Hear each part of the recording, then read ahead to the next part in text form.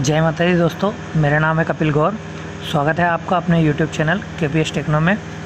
दोस्तों, आज के वीडियो में हम स्पिनर में LED लाइट इंस्टॉल करेंगे।